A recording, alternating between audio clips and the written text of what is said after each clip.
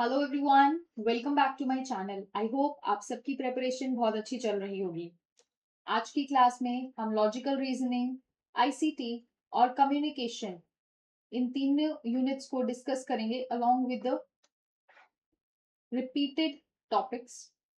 मैंने सिर्फ वही टॉपिक्स यहाँ पे इंक्लूड किए हैं जो आपके हाई वेटेज है, जिनकी हाई चांसेस है आपके एग्जाम में रिपीट होने के। तो प्लीज वीडियो को एंड तक जरूर देखिएगा। अगर कोई भी यूनिट आपको लगता है कि ये टॉपिक मुझसे मिस हो गया इस यूनिट का, तो प्लीज आप उसको अपने नोट्स में ऐड जरूर कर लीजिएगा। सबसे पहले लॉजिकल रीजनिंग। आर्ग्यूमेंट्स। आर्ग्यूमेंट्स क्या होते हैं? कोई भी ऐसा प्रोपोजिशन या स्टेटमेंट जो हम किसी के फेवर में या एक अगेंस्ट में हम डिक्लेयर करते हैं, ठीक है, using the some kind of evidence. देखिए, आर्ग्यूमेंट क्या होता है? हमारे पास दो प्रेमाइसिस होते हैं, ठीक है, जिनको हम क्या बोलते हैं? स्टेटमेंट्स।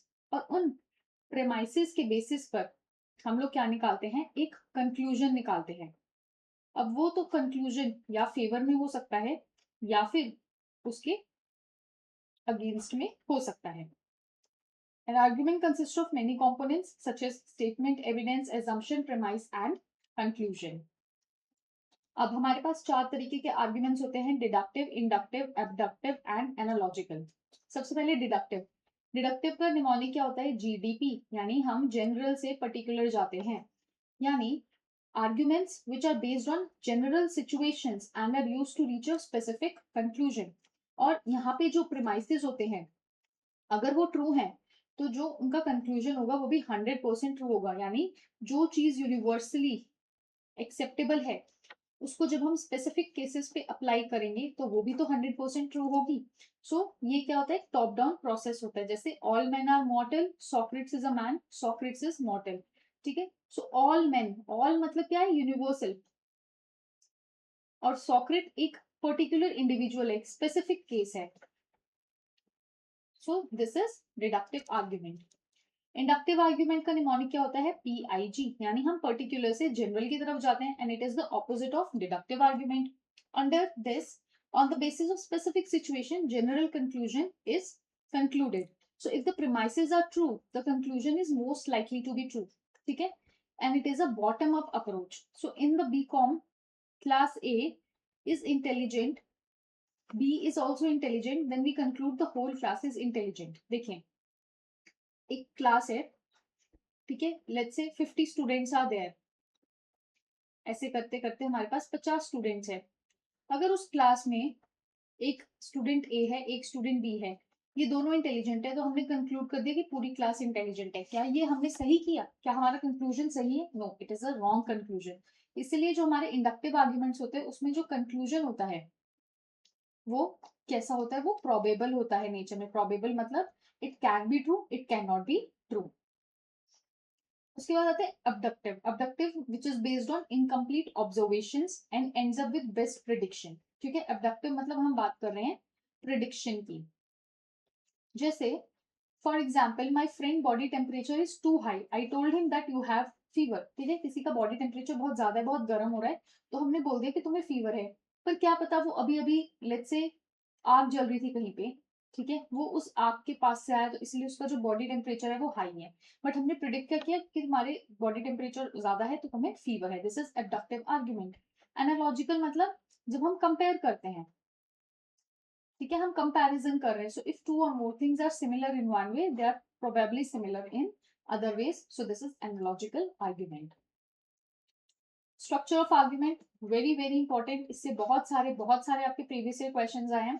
डिडक्टिव, नॉन डिडक्टिव, या फिर हम इसको इंडक्टिव भी बोल सकते हैं।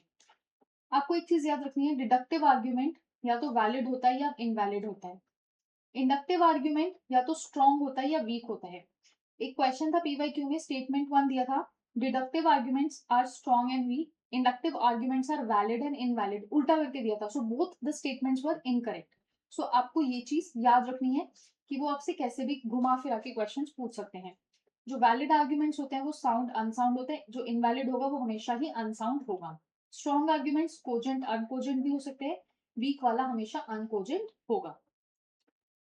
फिर आते हैं हमारे पास square of opposition, very very very favourite topic of NTA. So square of opposition क्या होता है?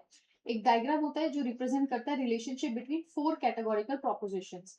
और ये 4 कैटेगोरिकल प्रोपोजिशंस कौन सी होती है हमारी? ए, ई, आई एंड ओ। ए का मतलब क्या होता है? यूनिवर्सल पॉजिटिव या यूनिवर्सल अफर्मेटिव। ई का मतलब होता है यूनिवर्सल नेगेटिव। आई का मतलब होता है पर्टिकुलर अफर्मेटिव एंड ओ का मतलब होता है पर्टिकुलर नेगेटिव। देखिए ये होता है A, E, I and O. This is all, this is some, ये होता है सम नॉट, और ये होता है नो। ठीक है, सो आपको एक चीज याद रखनी है,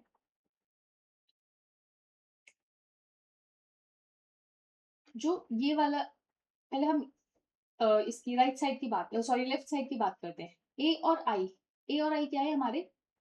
पॉजिटिव। ई और ओ क्या है? नेगेटिव। ठीक है, क्योंकि नो, सम, नॉट दोनों नेगेटिव चीजें हैं, ऑल, सम दोनों पॉजिटिव चीजें हैं। दूसरी बात, ऑल और नो ये दोनों क्या आते हैं? ये दोनों होते हैं यूनिवर्सल। ठीक है, ए और ई होते हैं यूनिवर्सल, आई और ओ होते हैं पर्टिकुलर। ये आप हमेशा याद रखेंगे ना। ए और O contradictory, A and E contrary, I and O sub contrary, A I E O are sub alter. ना कॉन्ट्राडिक्टरी, कॉन्ट्राडिक्टरी मैंने भी आपको बताया था, ए, ई, आई एंड ओ। सो ये होंगे कॉन्ट्राडिक्टरी या फिर ये होंगे contradictory. So if one is true the other will be false, if one is false the other will be true. ठीक है, ये इसका बेसिक रूल होता है कि अगर एक ट्रू है तो दूसरा फॉल्स होगा ही होगा, एक फॉल्स है तो दूसरा ट्रू होगा। अब आते हैं कॉन्ट्रेरी। कॉन्ट्रेरी में ए, E, I and O. So contrary कौन से होते हैं? ये होते हैं A and E, they are contrary. So it is done between the universal, मैंने भी आपको बताया ये क्या है? हमारे यूनिवर्सल है। So both statements can not be true at the same time but can be false. दोनों ट्रू नहीं हो सकते एक ही टाइम पे, लेकिन दोनों फॉल्स हो सकते हैं। अगर एक ट्रू है तो अदर फॉल्स होगा ही होगा, लेकिन अगर एक फॉल्स है तो दूसरा क्या होगा? डाउटफुल होगा ही होगा। ये जो प्रॉपर्टीज हैं बहुत इंपॉर्टेंट है, इनको याद करके जाइएगा, बहुत कंफ्यूजन हो जाता है जब एग्जाम में क्वेश्चन आते हैं। फिर आता है सब कॉन्ट्ररी। सब कॉन्ट्ररी ए, ई, आई, ओ, ये हो गया हमारा सब कॉन्ट्ररी, यानी जो हमारे पर्टिकुलर्स के बीच में होता है। So it is done between particular. Both statements cannot be false at the same time, but both can be true. ठीक है, ये opposite है contrary का. If one is false, other is true. If one is true, other is doubtful. उसके बाद आता है हमारे पास subaltern. Subaltern क्या हो गए? A, E, I, O. So ये हो गया subaltern. So it is done between universal and particular. So if universal is true, the particular will be definitely true. यानी truth डाउनवर्ड्स। मतलब अगर यूनिवर्सल ट्रू है तो पर्टिकुलर भी ट्रू होगा ही होगा। If universal is false, but अगर ये फॉल्स हो गया, अगर यूनिवर्सल फॉल्स हो गया तो जो पर्टिकुलर है वो क्या होगा? डाउटफुल होगा। नाउ अगर पर्टिकुलर फॉल्स है तो यूनिवर्सल भी फॉल्स होगा, लेकिन अगर ये ट्रू है तो ये डाउटफुल हो जाएगा। ठीक है, ये दोनों चीजें आप याद रखेंगे। फिर आता है इमीडिएट इन्फरेंस। इसमें हमारे 3 रूल्स आते हैं, कन्वर्जन, ऑब्वर्जन एंड कॉन्ट्रापोजिशन। सबसे पहले कन्वर्जन। कन्वर्जन में हम क्या करते हैं? स्विच कर देते हैं सब्जेक्ट को प्रेडिकेट के साथ। No A are B, no B are A, some A are B, some B are A, all A are B, all B are A, some A are not B, some B are not A. कर दिया। लेकिन आपको ये याद रखना है कि conversion में सिर्फ ई और आई जो होते हैं वो वैलिड होते हैं, लेकिन ए और ओ जो होते हैं वो इनवैलिड कंसीडर किए जाते हैं। ठीक है, ये भी आपका एक PYQ है। उसके बाद आता है ऑब्वर्जन। ऑब्वर्जन में क्या होता है? क्वालिटी चेंज करते हैं, रिप्लेस करते हैं प्रेडिकेट को उसके कॉम्प्लीमेंट के साथ, यानी जो ऑल होगा वो नो में कन्वर्ट हो जाएगा, जो सम होगा वो सम नॉट में कन्वर्ट हो जाएगा।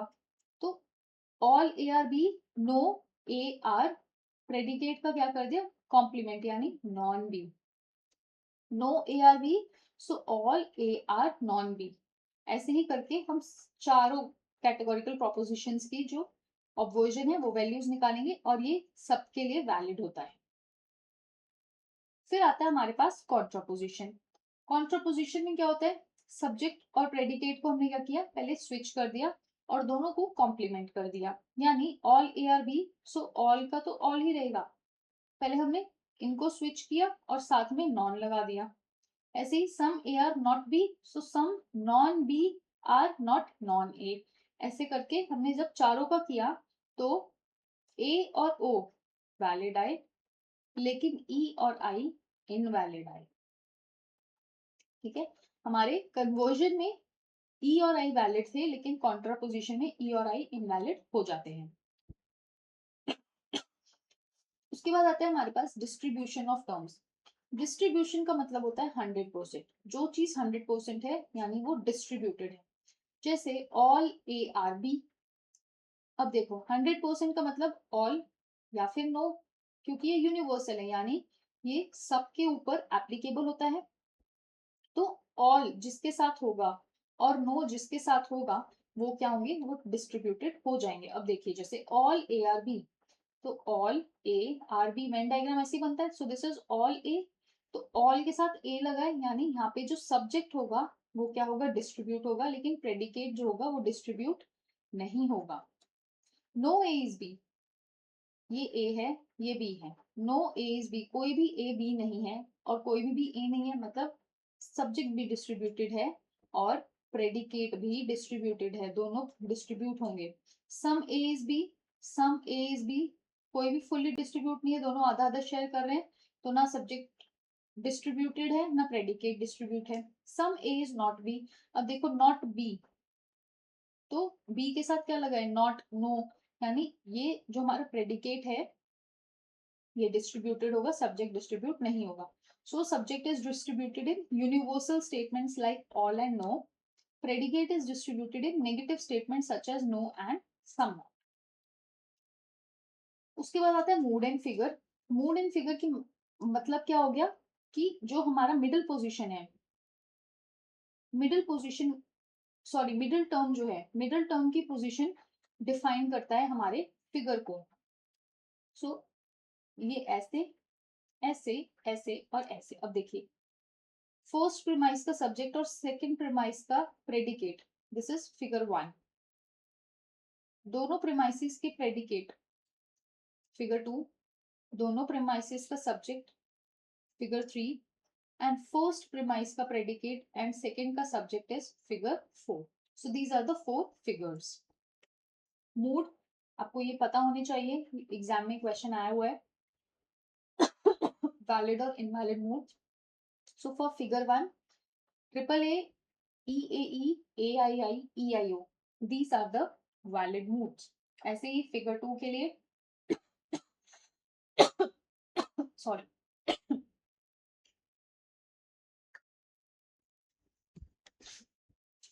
ऐसे ही फिगर 3 के लिए और ऐसे ही फिगर 4 के लिए। So these are the valid modes of 4 figures.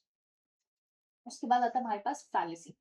Fallacy हमारे पास दो तरीके की होती है, फॉर्मल एंड इनफॉर्मल। फॉर्मल का मतलब क्या है, फॉर्म में यानी उसके स्ट्रक्चर में कुछ दिक्कत है।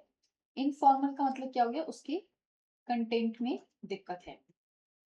देखिए these are the types of informal fallacy. fallacy of presumption, begging the question, accident, complex question. Fallacy of defective induction, argument from ignorance, appeal to inappropriate authority, hasty generalization, and false cause. Then fallacy of relevance, we have appeal to emotion, red herring, straw man, appeal to force, missing the point, argument against the person. Then fallacy of ambiguity, equivocation, amphiboly, accent, division, and composition. सो ये जितनी भी फैलेसीज है ये important है, plus जो इनके divisions है, fallacy of relevance में कौन कौन सी आती है, फैलेसी ऑफ एम्बिग्विटी में कौन कौन सी आती है, ये आपको पता होना चाहिए। ठीक है, सो यहाँ पे हमारा जो बेसिक था लॉजिकल रीजनिंग का वो खत्म होता है। अब आता है हमारे पास आईसीटी। आईसीटी का मतलब क्या है? All the technologies which is use to handle the telecommunication, broadcast media, audio visual processing and network based controlling and monitoring. ICT मतलब इंफॉर्मेशन एंड कम्युनिकेशन टेक्नोलॉजी, यानी हम इंफॉर्मेशन को डिसेमिनेट कर रहे हैं, हम इंफॉर्मेशन को पहुंचा रहे हैं लोगों के पास, हम कम्युनिकेशन के थ्रू या टेक्नोलॉजी के थ्रू हम क्या कर रहे हैं? एक्सेस दे रहे हैं, शेयर कर रहे हैं और स्टोर कर रहे हैं इंफॉर्मेशन को digitally. Now why ICT is important? ठीक है, क्यों? क्योंकि एजुकेशन के लिए इंपॉर्टेंट है, कम्युनिकेशन के लिए, गवर्नमेंट सर्विसेज के लिए एंड इंफॉर्मेशन शेयरिंग के लिए। एग्जाम्पल्स ऑफ आईसीटी, जैसे हमारे पास कंप्यूटर्स है, स्मार्टफोन्स है, application systems, platforms. Now coming to the generations of computer, सबसे पहले आता है हमारे पास फर्स्ट जनरेशन 1942-56। ये आपको याद रखना है कि वैक्यूम ट्यूब्स यूज होते थे, programming language was machine level language, speed बहुत स्लो होती थी। Examples ENIAC and UNIVAC. So बहुत ज्यादा हीट जनरेशन होती थी, फ्रीक्वेंट फेलियर्स होते थे और काफी एक्सपेंसिव था। सेकेंड जनरेशन में हमारे ट्रांजिस्टर्स यूज होते थे, असेंबली लैंग्वेज यूज होता था। ठीक है, स्मॉलर और मोर एफिशिएंट थे, IBM 1401, CDC 1604। तो जो हीट जनरेशन होती थी वो लेस होती थी और ज्यादा रिलायबल थे। Then we have third generation. Third generation में हमारे पास थे integrated circuits. So high level language use होती थी, जैसे कोबोल एंड फॉर्ट्रन। ठीक है, बहुत ज्यादा फास्ट है as compare to second generation and first generation. IBM 360 series जो है वो हमारी थर्ड जनरेशन में आती है, और यहाँ पे की फीचर क्या है? Use of keyboard and monitor. Fourth generation में हमारे पास माइक्रो प्रोसेसर्स आते हैं, या फिर हम इनको VLSI बोलते हैं, very large scale integrated circuits. C++, Java use होता था, personal computers, laptops. Key features क्या है? GUI which is graphics user interface, then networks and internet access. Fifth generation में हमारे पास artificial intelligence, robotics, natural language processing. ठीक है, AI, chat GPT series, smart devices, intelligent and self learning systems. So these are the 5 generations of computer. First generation vacuum tube, second generation transistor, third integrated circuit, fourth microprocessor, and fifth artificial intelligence. So these are the important points to remember. Next is hardware versus software. Hardware क्या होता है? Physical element which is tangible in nature. ठीक है, और software क्या है? Collection of instruments है, sorry collection of instructions है which is intangible in nature which can't be touched. So इसकी 4 मेन कैटेगरीज होती हैं: input device, output, secondary storage and internal components. और ये सिस्टम सॉफ्टवेयर और एप्लीकेशन सॉफ्टवेयर में divide होता है। बता दिए मैंने, टैंजिबल, इंटेंजिबल होते हैं। ठीक है, इनको हम रिप्लेस कर सकते हैं, इनको हम रीइंस्टॉल करते हैं। Once the software is loaded, ये फंक्शनिंग स्टार्ट कर देते हैं, और इनको हमें कंप्यूटर में इंस्टॉल करना पड़ता है ताकि ये काम कर सके। Now types of hardware: input devices, keyboard, mouse, scanner. Output devices, monitor, printer. Then processing जैसे CPU एंड स्टोरेज डिवाइस, हमारी hard drive, SSD, pen drive. Internal hardware, mother board, RAM, hard disk, SSD, CPU। हम इसको देख नहीं सकते, but ये internally हमारे system को काफी ज्यादा सपोर्ट प्रोवाइड करते हैं, और मतलब जो हमारा सिस्टम है वो बेटर फंक्शनिंग इनकी वजह से करता है। Then we have external hardware जो हम देख सकते हैं, जिनको टच कर सकते हैं: monitor, mouse, keyboard, printer and speaker.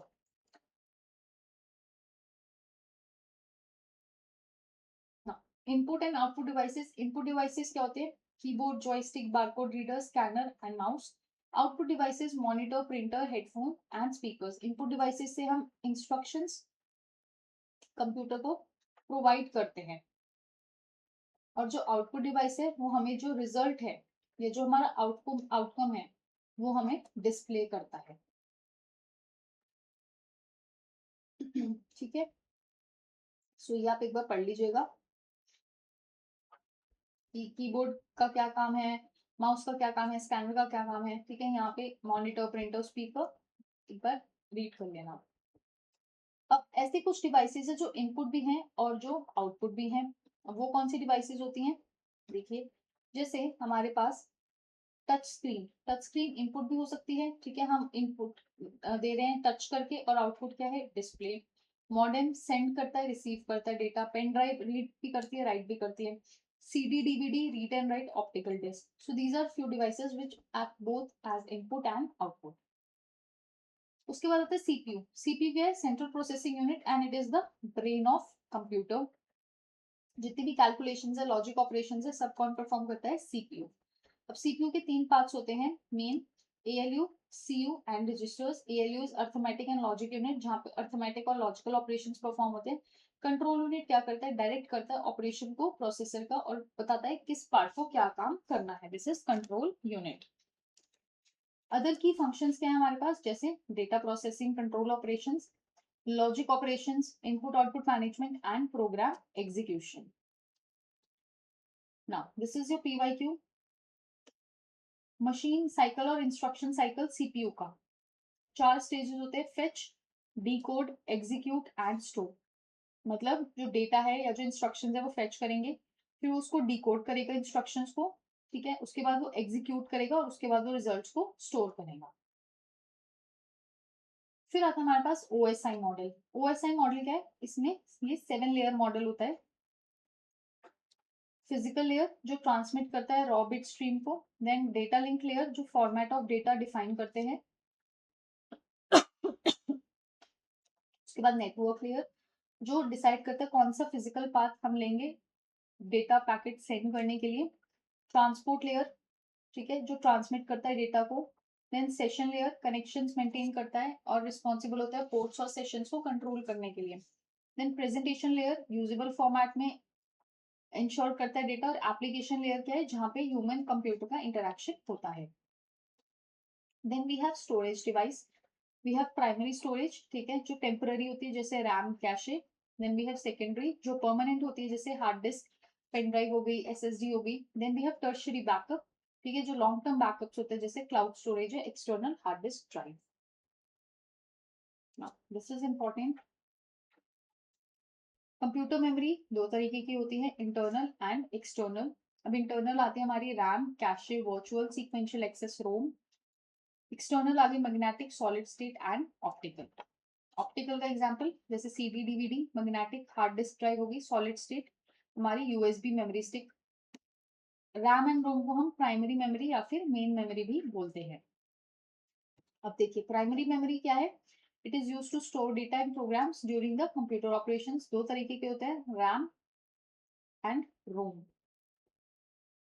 So RAM क्या होता है? Also known as random access memory, is a volatile memory. यानी जब तक पावर मिलती रहेगी सिस्टम को, आपके जो डेटा है वो स्टोर होगा. Once the power is off, आपका जो डेटा है, data is lost. This is volatile in nature.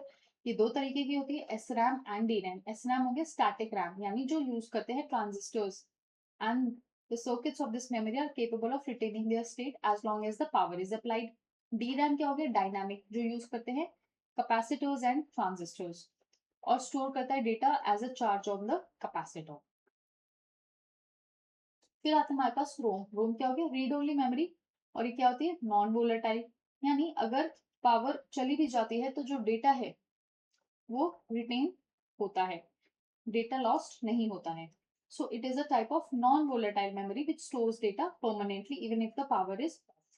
So ROM is called permanent and stores information in binary form. चार तरीके की होती है, MROM, PROM, EPROM and double EPROM. MROM क्या हो गया? Masked ROM, यानी hardwired devices with a pre-programmed collection of data. Then PROM हो गया programmable read only memory, यानी modifiable है user लेकिन सिर्फ एक बार. Then EPROM यानी इरेजेबल, तो आप इसको अल्ट्रा वायलेट रेस से इरेज कर सकते हो अपना डेटा को और उसमें दोबारा लिख सकते हो. उसके बाद आता है डबल EPROM, इलेक्ट्रिकली इरेजेबल, यानी आप उसको रेस के थ्रू इलेक्ट्रिकली जो कंटेंट है आप उसको डिलीट कर रहे हैं and then you are writing it.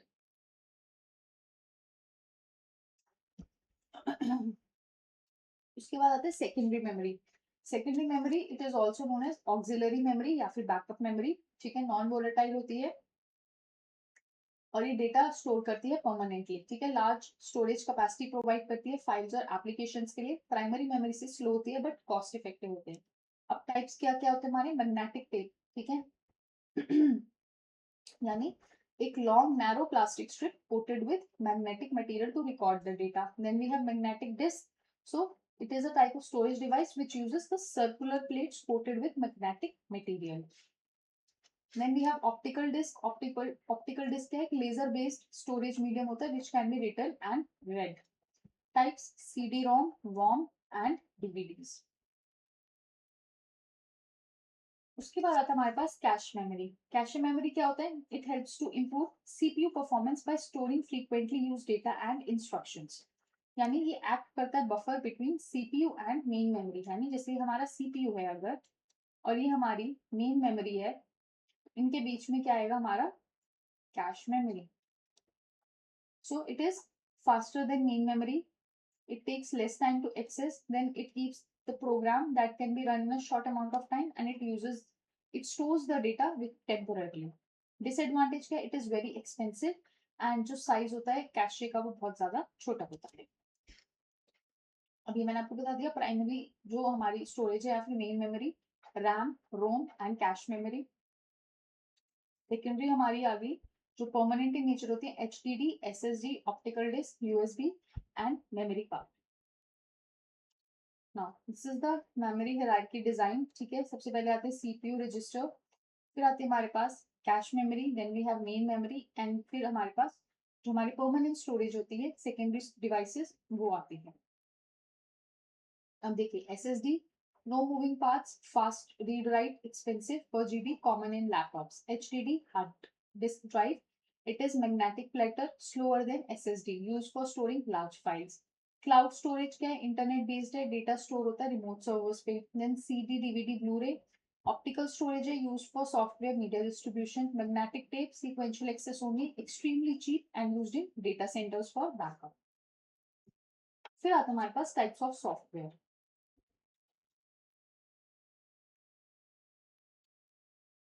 System software, application software, and other types of software. System software, operating system, utility, firmware, device drivers. ठीक है, जो सिस्टम के लिए काम करते हैं. एप्लीकेशन सॉफ्टवेयर एक स्पेसिफिक टास्क परफॉर्म करते हैं, जैसे प्रेजेंटेशन सिर्फ पीपीटी के लिए यूज होगा, वर्ड प्रोसेसर सिर्फ टेक्स्ट के लिए यूज होगा, स्प्रेडशीट सिर्फ फॉर्मूलाज या मैथ्स के काम आएगा. ठीक है, मल्टीमीडिया सॉफ्टवेयर आप वर्ड में प्रेजेंटेशन नहीं कर सकते हैं, या फिर आप प्रेजेंटेशन पीपीटी में एक्सेल के फॉर्मूलाज अप्लाई नहीं कर सकते हैं. This is application software. Other types we have freeware, programming software, open source software and closed source software. फिर आता है हमारे पास types of malware. Very trending and very very important topic. ठीक है, ये हमारे पास अलग अलग तरीके के मैलवेयर होते हैं, जैसे एडवेयर है, spyware, fileless malware, Trojan horse mobile, ransom, key logger, malvertising, rootkits, computer virus and botnets. अब देखिए botnets they turn your PC into zombie. Spyware क्या करते हैं, they steal the data. Adware they spam with the ads. Ransomware blackmailing करते हैं. Trojan horse backdoor entry. ठीक है, and worms क्या है, they spread across the computers. अब देखिए वायरस क्या है, attaches to file and spreads when the file run. Worm क्या है, सेल्फ रेप्लिकेटिंग होता है, स्प्रेड्स विदाउट यूजर इंटरैक्शन, यानी इसको ह्यूमन इंटरैक्शन की जरूरत नहीं होती है, इसको ह्यूमन इंटरैक्शन की जरूरत होती है. Then Trojan horse disguised as legitimate software but contains harmful code. उसके बाद आता है स्पाईवेयर. स्पाईवेयर क्या है, this secretly collects the data and send it to hackers. Then adware जो हम अनवांटेड एड्स डिस्प्ले होती रहती है. देन रैंसमवेयर फाइल लॉक हो जाती है और फिर वो आपसे फिरौती मांगते हैं. Rootkit it hides the presence of other malware and gives admin the access to hackers. Keylogger क्या है कि आप जो भी अपने कीबोर्ड में कोई भी की प्रेस करेंगे तो वो स्टील हो जाएगी, मतलब जो हैकर्स होंगे उनको पता लग जाएगा कि आपने कौन सी की प्रेस की है. Then we have botnets. मैंने भी आपको बताया कि आपके जो पीसीज है वो ज़ॉम्बी में टर्न हो जाते हैं. फिर आते हैं हमारे पास types of hackers. Black hat, white hat, grey hat, green, blue and red. So white black hat malicious होते हैं, व्हाइट एथिकल हैकर्स होते हैं, ग्रे हैट मैलिशियस नहीं होते बट ऑलवेज एथिकल नहीं होते, grey is between white and black. Green unskilled hackers होते हैं जो न्यू न्यू सीखते हैं. ब्लू हैट वेंचफुल हैकर होते हैं, और जो रेड हैट होते हैं वो विजिलेंट हैकर होते हैं। अब देखिए जो ब्लैक होंगे वो मैलिशियस हैकर होंगे, ठीक है।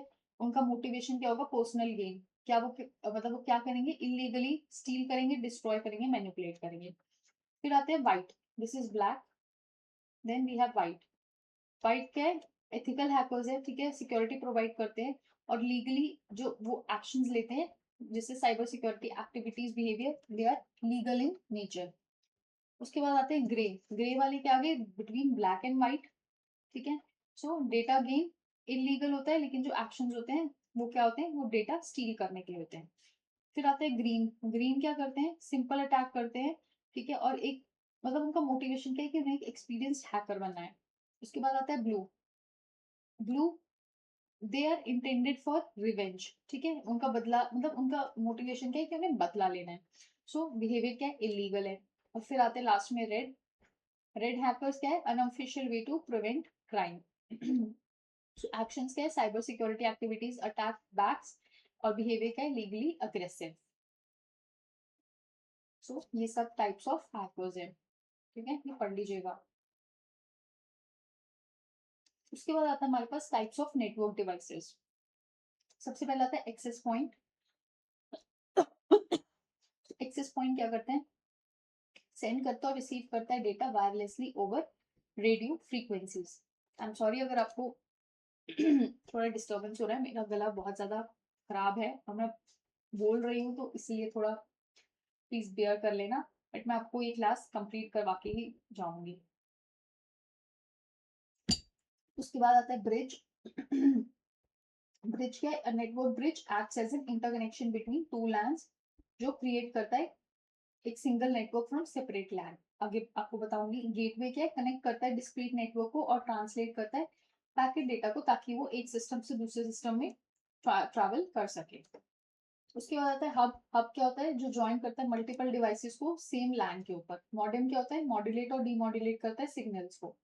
रिपीटर क्या करता है, स्ट्रेंथन करता है सिग्नल को और उसको रीट्रांसमिट करता है। राउटर क्या करता है, उसको मतलब रूट दिखाता है, उसको रास्ता दिखाता है, डायरेक्ट करता है डेटा रिक्वेस्ट को from one network to another. और स्विच क्या करता है, फॉरवर्ड करता है डेटा को अपनी प्रॉपर डेस्टिनेशन पे, उसके मैक एड्रेस को एग्जामिन करके। Then we have web generations, ठीक है, इससे क्वेश्चंस आते थे पहले, अभी थोड़े टाइम से तो नहीं आ रहे, बट आप देख लीजिएगा। Web 1.0 simple web, 2.0 social web, 3.0 semantic web, 4.0 symbiotic web and 5.0 is symbionet, ठीक है। उसके बाद आप इसकी टेक्नोलॉजीज देख सकते हैं, HTML, XML, RDF, web OS and EEG। Objective क्या, information sharing, interaction, emotion, symbiosis and smart communicator, ठीक है, एक बार रीड कर लेना। ये मैंने आपको इंपॉर्टेंट पॉइंट्स दे दिए हैं, क्या काम होता है कौन से वेब का, ठीक है, किस पे फोकस होता है। जैसे फेसबुक, ब्लॉग्स, विकीज, ये वेब 2.0 में आते हैं, ठीक है। जो हमारे AI हो गए, मशीन लर्निंग हो गए, वेब 3.0 का पार्ट है। सर्च इंजन जो थे हमारे, वेब 1.0 का पार्ट है। सो ये कुछ इंपॉर्टेंट पॉइंट्स हैं, ये आप नोटबुक में नोट डाउन कर लीजिएगा। उसके बाद आता है हमारे पास cool media, hot media. Cool media क्या है, जो लेस इंफॉर्मेशन प्रोवाइड करते हैं, लो रेजोल्यूशन होते हैं, and participants have to work to complete the picture, fill the gaps and be familiar with general conventions, ठीक है, जैसे telephone, comics, group chat, texting, Twitter, ठीक है, आपको खुद थोड़ा एफर्ट डालना पड़ता है ताकि आपको मैसेज समझ आ सके। दिस इज कूल मीडिया, जहाँ पे इंफॉर्मेशन कम प्रोवाइड होती है। वहीं अगर बात करते हैं हॉट मीडिया, यानी more information and high resolution, यानी हम पार्टिसिपेंट्स को पूरी पिक्चर प्रोवाइड करें, जैसे यूट्यूब हो गया, फेसबुक हो गया, मूवीज हो गई, न्यूज़पेपर्स हो गए। हम पूरी आपको जो इन्फॉर्मेशन है वो प्रोवाइड कर रहे हैं, ताकि आपको ज्यादा एफर्ट्स डालने की जरूरत ना पड़े। सो this is cool media and hot media. उसके बाद आते हैं हमारे पास फाइल फॉर्मेट्स, ठीक है, इससे भी बहुत सारे क्वेश्चंस आए हैं।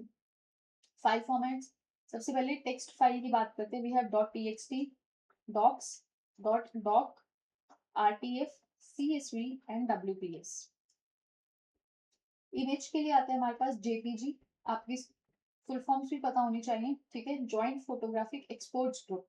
WebP, web picture format, PIF, tagged image file format, PNG, portable network graphics, GIF, graphics interchange format, BMP, bitmap, this is for image.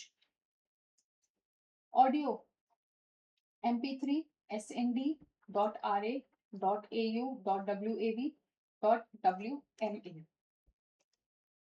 उसके बाद video file formats we have mp4 avi mov .3gp mpg and wmv. program file formats .c .java .js .cpp .py .ps. So this is for program files. Compressed archive file formats .rar, then .zip, .hqx, .arc, .tar, .arj. Web page के जो file formats होते हैं .html, .htm, XHTML, ASP, CSS, .aspx, that is active server page extensible file. CSS cascading style sheet ये आपका PYQ है. ठीक है. ASP active server page, HTML hypertext markup language file, HTML hypertext markup, XHTML extensible hypertext markup language. तो आपसे ये full forms पूछ सकते हैं और ये आपके प्रीवियस ईयर में आ चुके हैं. तो ये मैंने इनको क्लब करके जो वेब के थे वो वेब में आ गए, जितने ऑडियो के थे वो सब ऑडियो में आ गए, जो इमेज के थे जो टेक्स्ट के थे तो वो आप एक बार देख लीजिएगा. ठीक है. अब आता है हमारे पास कम्युनिकेशन. सो कम्युनिकेशन क्या होता है? The process of exchanging the ideas between the sender and receiver. ठीक है. अगर हम फीचर्स की बात करते हैं तो it can be written, oral और जेस्चरल. हम जेस्चर्स के थ्रू बात कर सकते हैं. It can B formal, informal, irreversible होता है, कल्चरल होता है, कॉन्टिन्यूअस फंक्शन होता है, it is persuasive in nature. Characteristics की बात करते हैं. सो सबसे पहले दो या दो से ज्यादा लोगों के बीच कम से कम दो लोग तो चाहिए बात करने के लिए. Then we have exchange of ideas. ठीक है. हम अपने आइडियाज, अपने फीलिंग्स, अपने ओपिनियंस, अपने पॉइंट ऑफ व्यू दूसरों के साथ शेयर करते हैं. Then there is a mutual understanding, यानी मैं जो बताना चाहती हूँ सामने वाला क्या उसी इंटेंशन से उसको सुन रहा है, समझ रहा है. That is mutual understanding. Then we have continuous process. Communication continuous process से कभी खत्म नहीं होता. Then use of words as symbols. ठीक है. जैसे ओरल, रिटन, सिंबॉलिक, बहुत सारे तरीके होते हैं कम्युनिकेशन करने के. अगर हम डायमेंशंस की बात करते हैं तो systematic application of symbols, transmission of meaning, exchange of behaviour, understanding the needs and ego, essence of social systems and meaningful interactions. Communication process के एलिमेंट्स वी हैव सेंडर, जिसने मैसेज सेंड किया. Through media, communication media. ठीक है. वो receiver तक पहुंचा जहां पे उसने पहले उसको डिकोड किया था. यहाँ पे जो मैसेज है एनकोड हुआ. ठीक है. यहाँ पे नॉइज भी इंट्रोड्यूस होती है और फिर रिसीवर क्या देता है? सेंडर को फीडबैक देता है. Now the sender, the individual initiating the communication process by conveying the thoughts to the receiver. Message क्या है? द कंटेंट ऑफ कम्युनिकेशन, जहाँ पे हमारे आइडियाज, इमोशंस या इंस्ट्रक्शंस की बात हो रही है. एनकोडिंग का मतलब conversion of messages into communication symbols such as words, images, gestures. Media क्या है? The channel through which the message is transmitted to the receiver. It can be written communication, face to face और digital medium. Decoding क्या है? जहां पे जो receiver है वो इंटरप्रेट करता है और ट्रांसलेट करता है इनकोडेड मैसेज को बैक इनटू अ फॉर्म जो वो समझ सकता है. Receiver, the individual who receives the message from the sender. Feedback क्या है? जहां पे रिसीवर रिस्पॉन्ड करता है ताकि पता चल सके सेंडर को कि जो वो चाहता था या जो वो बताना चाहता था क्या रिसीवर ने वही समझा है या नहीं समझा है. देन नॉइज, एनी इंटरफेरेंस और barrier that disrupts the communication process is a noise. फिर आता है हमारे पास 7 C's ऑफ इफेक्टिव कम्युनिकेशन. तो वेरी फर्स्ट इज क्लियर, यानी क्लियर कम्युनिकेशन होना चाहिए. जो इन्फॉर्मेशन है वो करेक्ट होनी चाहिए, एक्यूरेट होनी चाहिए, कंक्रीट होनी चाहिए, यानी स्पेसिफिक एंड विविड होनी चाहिए. ऐसा नहीं इधर इधर की बातें, यू आर मतलब अराउंड द बुश, आप घूमे जा रहे हैं. ठीक है. सीधी बात करनी है, सटीक बात करनी है. देन कंसाइज, यानी फ्यूएस्ट वर्ड्स यूज करने हैं ताकि जो हमारा कम्युनिकेशन है वो प्रॉपरली डिलीवर हो सके. देन वी हैव कोहेरेंट, यानी लॉजिकल होना चाहिए. देन कर्टियस, मतलब रिस्पेक्ट करनी है ऑडियंस की, and it should be complete. ऐसा नहीं है आपने मतलब कंसाइज बनाने के चक्कर में आधी इंफॉर्मेशन दी और आधी इंफॉर्मेशन नहीं दी. So these are the 7 C's of effective communication. Then we have 4 S of effective communication. सबसे पहला आता है शॉर्टनेस. यानी जो हमारा मैसेज है वो ब्रीफ में होना चाहिए. सिंप्लिसिटी, यानी क्लैरिटी होनी चाहिए, सिंपल वर्ड्स का यूज करना चाहिए, स्ट्रेंथ यानी जो आप चाहते हैं कन्वे करना रिसीवर को वो आप कन्वे करें, ठीक है। ऐसा नहीं होना चाहिए कि आपके मैसेज से लग रहा है कि आप बोलना कुछ और चाहते हैं और डिलीवर कुछ और हो रहा है। देन सिंसियरिटी यानी if the sender is genuine it will be expressed in the way he communicates. उसके बाद आता है हमारे पास फंक्शंस ऑफ कम्युनिकेशन, ठीक है। फंक्शंस में सबसे पहले आता है हमारे पास इंफॉर्मेशन यानी शेयरिंग नॉलेज। देन इंटीग्रेशन, दो लोगों को या दो से ज्यादा लोगों को साथ में लाता है। देन रिलेशनशिप, कनेक्शंस बिल्ड करते हैं। देन कल्चरल प्रमोशन, ठीक है, हम सेलिब्रेट करते हैं कल्चरल वैल्यूज को, शेयर करते हैं। देन परसुएशन, दूसरों को इन्फ्लुएंस करते हैं। इंस्ट्रक्शन, टीच या गाइड करते हैं दूसरों को। देन मोटिवेशन, हम मोटिवेट करते हैं। And then we have entertainment यानी हम इंजॉयमेंट भी प्रोवाइड करवाते हैं। So these are the functions of communication. फिर आता है हमारे पास कॉनोटेशन वर्सेस डेनोटेशन। कॉनोटेशन का मतलब क्या है जो इमोशनल या कल्चरल एसोसिएशन है, ठीक है। और डेनोटेशन का मतलब क्या है, डिक्शनरी मीनिंग या जो डायरेक्ट मीनिंग है। जैसे जो वर्ड होम है उसका डिक्शनरी मीनिंग क्या है, एक फिजिकल प्लेस जहाँ पे कोई रहता है। लेकिन कॉनोटेशन क्या है, वार्मथ, कंफर्ट, फैमिली, ठीक है, हमने उसके साथ एक मीनिंग अटैच कर दिया। Now 5 stages of listening, PYQ, ठीक है। Receiving, understanding, remembering, evaluating and responding. हम सबसे पहले रिसीव करते हैं, फिर हम उसको समझते हैं, हम उसको याद रखते हैं, फिर हम इवेल्युएट करते हैं, ठीक है, सिलेक्टिव एक्सपोजर करते हैं, जो हमें मतलब जो हमने याद किया हम उसको इवेल्युएट कर रहे हैं, और फिर हम उसको लास्ट में रिस्पॉन्ड बैक करते हैं। अब देखिए receiving, intentional focus on hearing a speakers message, ठीक है, इंटेंशनली हम जो सुनना चाहते हैं हम सिर्फ सुन रहे हैं, we are just hearing. Then understanding कि हम इस स्टेज पे what you learn when the speaker means, ठीक है, यानी हम उसके थॉट्स, टोन, हर एक चीज पे अब ध्यान दे रहे हैं। रिमेम्बरिंग कि मतलब it is important to process because it means that an individual has not only received and interpreted but also added a storage, अब हम उसको याद भी रख रहे हैं कि उसने ये चीज बोली थी। फिर आता है इवेल्युएटिंग, इवेल्युएटिंग का मतलब हम उसको जज कर रहे हैं दैट दिस मेक्स सेंस और नॉट, ठीक है, इसने क्या बोल दिया है, फालतू की बात है, नहीं ये बहुत इंपॉर्टेंट बात है, हम क्या करें, इवेल्युएट करें। एंड देन वी रिस्पॉन्ड यानी जहां पे हम अपना इन्वॉल्वमेंट दिखाते हैं, हम उसको फीडबैक दे रहे हैं, so this is responding. So these are the 5 stages, receiving, understanding, remembering, evaluating and responding. अगर हम कोर कंपोनेंट्स की बात करते हैं, सो 5 कोर कंपोनेंट्स होते हैं एक लैंग्वेज में। Phonology which is sound, morphology that is the structure of the word, semantic यानी meaning, pragmatic contextual use and syntax यानी कि सेंटेंस का structure. Then we have types of communication. Based on channel, we have verbal and non-verbal. Based on direction, vertical, horizontal, diagonal. Based on relationship, intrapersonal, transpersonal, interpersonal, group and mass. Based on structure, we have formal and informal.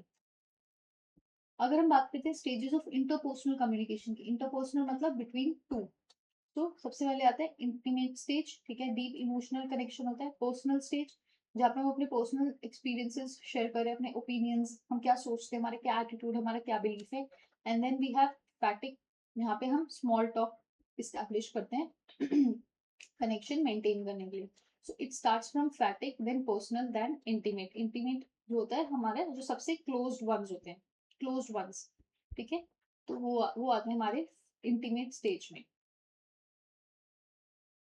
Types of organizational communication, formal, informal. Formal क्या, एक structure format follow करते हैं guidelines के साथ, ये less structured होते हैं और फ्लेक्सिबल होते हैं।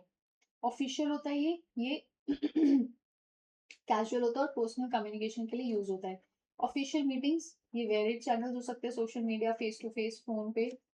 Then written documentation, limited documentation. Professional tone होती है और फॉर्मल लैंग्वेज यूज होती है, यहाँ पे कैजुअल टोन होती है और इनफॉर्मल लैंग्वेज होता है। सो फॉर्मल क्या हो गया हमारा, professional, clear, concise and detail. Informal क्या हो गया हमारे, casual, relax, quick and spontaneous. Now based on direction, upward मतलब कि मैनेजर्स से टॉप मैनेजमेंट की तरफ कोई बात जा रही है, दैट इज अपवर्ड। डाउनवर्ड क्या हो गया, मैनेजमेंट ने या फिर टॉप मैनेजमेंट ने कोई डिसीजन लिया है, कोई पॉलिसी बनाई है और वो मैनेजर्स के थ्रू जा रही है नीचे, दैट इज डाउनवर्ड। लेटरल क्या हो गया, सेम लेवल पे। और एक्सटर्नल क्या हो गया, आउटसाइड द ऑर्गेनाइजेशन, जैसे हमारे पब्लिक रिलेशंस, ठीक है, या फिर हमारे कस्टमर्स हो गए, हमारे सप्लायर्स हो गए, उनके साथ हम कुछ कम्युनिकेट करें, that is external communication. Verbal communication क्या हो गया? Everything we express in words. Non verbal जो हमारे जेस्चर्स और बॉडी लैंग्वेज दिखाता है, ठीक है, हम यहाँ पे वर्ड्स यूज करते हैं, यहाँ पे बॉडी लैंग्वेज या पैरालिंग्विस्टिक फीचर्स का यूज होता है। इट कैन बी स्पोकन और रिटन। यहाँ पे बॉडी लैंग्वेज एक्सप्रेशंस के फेशियल एक्सप्रेशंस ये सब नोट किए जाते हैं। Then verbal communication can be present और नॉट, बट यहाँ पे क्या है, हम विजुअल अटेंशन देते ही देते हैं। ये फास्ट होता है और मैसेज हमेशा क्लियर होता है। ये कन्वे करते हैं इमोशनल और फीलिंग्स को। They complement verbal communication as it helps to connect better with the other person. तो देखिए टाइप्स ऑफ नॉन वर्बल, जैसे facial expression, silence, olfactics, smell, chronemics, time, ठीक है, वोकल इनोटेशंस, जैसे आपका पिच हो गया, आपकी फ्रीक्वेंसी हो गई, आपकी टोन हो गई, then body gestures and then haptics, that is touch. फिर आते हैं प्रोक्सेनिक्स एंड इट्स टाइप्स। ठीक है, प्रोक्सेनिक्स का मतलब क्या होता है? स्पेस। आप स्पेस कैसे यूटिलाइज करें, यानी अगर इंटीमेट स्पेस है, ठीक है, आप मतलब आप लवर्स हैं, हस्बैंड वाइफ है, सिबलिंग्स हैं, mother father, so intimate less than 1.5 feet. ठीक है, personal space 1.5 to 4 feet, social space 4 to 12, और जो पब्लिक स्पेस होता है it is greater than 12 feet. फिर आता है direct and mediated communication. Direct का मतलब immediate understanding and connection is built. Mediated मतलब it enhances reach and accessibility. Asynchronous क्या हो गया? जहाँ पे सेम टाइम पे फीडबैक नहीं मिलता है। ठीक है, जैसे कोई अनाउंसमेंट है, हाई डिस्कशन की हमने प्लानिंग करनी है, उसके बाद वन डायरेक्शनल फीडबैक है टू क्रिएट डॉक्यूमेंटेशन। ठीक है, जैसे email, messages, boards, dashboards etcetera. Synchronous, same time पे हमें फीडबैक मिल रहा है, जैसे video conferencing, chat, audio calls. ठीक है, collaborative meeting, brainstorm session, performance review, team building activities, so all these are the examples of synchronous communication. फिर आता है हमारे पास simplex, half duplex and full duplex. देखिए जहाँ पे जो डायरेक्शन है वो एक तरफ है, ठीक है, दिस इज सिंप्लेक्स। जैसे हमारे पास TV, radio, they are the example of simplex. ठीक है, आप अगर टीवी पे कुछ देख रहे हैं तो क्या आप उसको फीडबैक दे सकते हैं? नहीं दे सकते हैं। ठीक है, क्या आप उसको कुछ अपना पॉइंट ऑफ व्यू बता सकते हैं? नहीं बता सकते हैं, चाहे आपको वो ठीक लग रहा है, चाहे आपको वो गलत लग रहा है, दैट इज सिंप्लेक्स। फिर होता है हाफ डुप्लेक्स। हाफ डुप्लेक्स मतलब it is by directional in nature, लेकिन एक टाइम पे एक ही चीज काम करती है। मतलब जैसे हमारे पास इसका एग्जांपल आता है वॉकी टॉकी। ठीक है, वॉकी टॉकी पे एक ही बंदा एक टाइम पे बात कर सकता है। जैसे मैंने अगर बोला हेलो, मैं सेंडर हूं, मैंने बोला हेलो, अब ये जो मैसेज है ये यहाँ पे जाएगा रिसीवर के पास, और जब वो रिसीव करेगा फिर वो बोलेगा हेलो, फिर वो चुप हो जाएगा। ठीक है, फिर वो कुछ बोलेगा, चुप हो जाएगा, फिर मैं कुछ बोलूंगी, मैं चुप हो जाऊंगी। मतलब एट अ टाइम एक ही बंदा बात कर सकता है। फुल डुप्लेक्स का मतलब होता है बाई डायरेक्शनल होता है और दोनों साइमल्टेनियसली बात कर सकते हैं, जैसे हमारे मोबाइल फोन्स। ऐसा होता है कि अगर मैंने हेलो बोला, फिर मैं चुप होंगी, फिर अगला बंदा हेलो बोलेगा, फिर वो कुछ बोलेगा, फिर वो चुप होगा, फिर हम दोनों इकट्ठे भी बोल सकते हैं और हम एक एक करके भी बात कर सकते हैं। So this is bidirectional या full duplex. Then we have types of communication network. सबसे पहला आता है हमारा वर्टिकल नेटवर्क। वर्टिकल यानी सुपीरियर से सबऑर्डिनेट, सबऑर्डिनेट से superior, upward and downward. Then we have circular या सर्किट नेटवर्क। ठीक है, फीडबैक देन मैसेज, फिर ये मैसेज, फिर फीडबैक, ये ऐसे सर्कल में घूम रहा है। चेन, ये देखो, ये सबसे पहले let's say board of director है। ठीक है, उसके बाद फिर कोई टॉप मैनेजमेंट आ गया, फिर मिडिल मैनेजमेंट है, और उसके बाद नीचे ये एग्जीक्यूटिव्स है या वर्कर्स है। तो ये एक चेन फॉलो कर रहे हैं, that is a chain network. ठीक है, उसके बाद व्हील नेटवर्क, ये सेंट्रल पर्सन है और इसके थ्रू ही सारी कम्युनिकेशन हो रही है। स्टार नेटवर्क, हर कोई एक दूसरे के साथ कनेक्टेड है। So these are the types of communication network. फिर आता है मेटा कम्युनिकेशन। मेटा कम्युनिकेशन क्या होता है कि exchanging the information between two people about their conversation, यानी communication about communication is meta communication, जैसे पैराफ्रेजिंग या meta commentary. Next we have eastern versus western communication. Eastern communication context पे rely करते हैं, इनडायरेक्ट होते हैं, अथॉरिटी की respect करते हैं, significant non verbal cues, slower pace and group harmony. Western communication directness, जो बोलना है सीधा बोलना है, ठीक है, घुमा फिरा के नहीं बोलना। Then direct and straightforward, emphasis on egalitarianism, then verbal communication precedence, faster pace and individual expression. ये बात करते हैं ग्रुप की, और ये फोकस करते हैं इंडिविजुअलिटी पे। ये डायरेक्ट होते हैं, ठीक है, और ये सोच समझ के बात करते हैं, बड़ों की इज्जत करते हैं, जैसे इंडिया में, जैसे जापान, ठीक है, हम एल्डर्स की बहुत रिस्पेक्ट करते हैं। बट वहीं अगर हम लेट्स से यूएस ले लें, ठीक है, कनाडा ले लें, वहां पे बड़ों को सर मैम नहीं बोलते, उनको नाम से बोलते हैं, ठीक है। हम यहाँ पे सर मैम अंकल आंटी, ठीक है, हम रिस्पेक्ट देते हैं। So this is eastern versus western communication. Then low versus high context. अब देखिए लो कॉन्टेक्स्ट जैसे यूके, यूएस, कनाडा, डेनमार्क, ठीक है, जो मैंने भी बोला इंडिविजुअलिज्म की बात होती है, ठीक है, वर्बल ओवर नॉन वर्बल, मोर एक्सप्लिसिट होते हैं, प्रेजेंट फ्यूचर ओरिएंटेड होते हैं, चेंज ओवर ट्रेडिशन, ठीक है। अब जापान, चाइना, ठीक है, इजिप्ट, इटली, टीम ओरिएंटेशन की बात होती है, non verbal over verbal, then more implicit and oral, then deep respect for the past and tradition over change. Now context का मतलब क्या है, meaning of context. So context refers to the situations और circumstances. बहुत सारे type के context हो सकते हैं, physical, psychological, social, cultural and historical. Physical का मतलब क्या है, tangible environment in which the communication is taking place, physical, ठीक है, that is the actual location, किस टाइम पे हो रहा है, लाइटनिंग, नॉइज, ये सब हमारे फिजिकल कॉन्टेक्स्ट में होती है। कल्चरल कॉन्टेक्स्ट का मतलब जो बिलीफ या वैल्यूज हैं ग्रुप के, so if the values of speaker matches with that of group, तो कम्युनिकेशन क्या होता है, इफेक्टिव हो जाता है। उसके बाद होता है साइकोलॉजिकल। साइकोलॉजिकल मतलब जो आपके मूड्स या इमोशंस के साथ रिलेट करता है, ठीक है।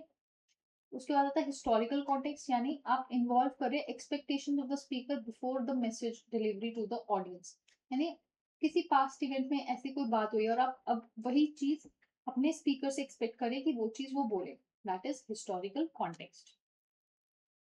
सोशल कॉन्टेक्स्ट यानी the relationship of the speaker and the audience and the expectations involved in that relationship. फिर आता है हमारे पास communication models, very very important. हमारे पास तीन तरीके के मॉडल्स होते हैं, linear, interactive and transactional. Linear we have Aristotle, Lasswell, Berlo's, SMCR, Shannon Weaver. Interactive आते हैं हमारे Westley, MacLean, Westley and MacLean model, then Osgood, शैरम model, and we have उसके बाद ट्रांजैक्शनल में आते हैं Barnlund's, transactional and Dance helical. Linear model मतलब one direction, यहाँ पे सिर्फ चैनल होगा, सेंडर होगा और रिसीवर होगा। एरिस्टोटल की अगर बात करते हैं, so it is one of the simplest model, ठीक है। इन्होंने तीन चीजें डिफाइन की थी, ethos, pathos and logos. Ethos का मतलब क्या होता है, credibility of the speaker, pathos का मतलब the speaker connects with the audience, and logos का मतलब क्या है कि लॉजिक फॉलो होना चाहिए। So sender, speech, occasion, receiver and effect, यहाँ पे ऑडियंस की बात हुई थी। लास्टवेल मॉडल, ठीक है, who, what, which channel, whom, with what effect, ठीक है। सो जो 5 Ws की बात हुई थी वो किसने की थी, हमारे लास्टवेल ने की थी। So it is the transmission of message with effect as a result. Shannon Weaver, Shannon Weaver, they were the first to introduce the role of noise. So role of noise किसने introduce किया था, Shannon Weaver model ने किया था। We have sender, वो message encode करता है, then through channel जो मैसेज ट्रांसमिट होता है, then we have decoder and receiver, और यहाँ पे चैनल में हमारे पास नॉइस का कॉन्सेप्ट भी आता है। फिर आता है बर्लो का एसएमसीआर मॉडल, ठीक है। We have source, message, channel and receiver. तो सोर्स क्या है, जो सेंडर है वो केयरफुली अपने थॉट्स को पुट करता है वर्ड्स में, ठीक है। उसके बाद मैसेज, यानी जो मैसेज है वो थॉट्स को वर्ड्स में पुट करे, यानी उसका स्ट्रक्चर क्या है, उसका कंटेंट क्या है। उसके बाद आता है चैनल। चैनल का मतलब आप देख रहे हैं, सुन रहे हैं, टच कर रहे हैं, स्मेल कर रहे हैं, टेस्ट कर रहे हैं। रिसीवर, उसका communication skill, attitude, knowledge, social system, culture. So all these form a part of Berlo's SMCR model. Interactive,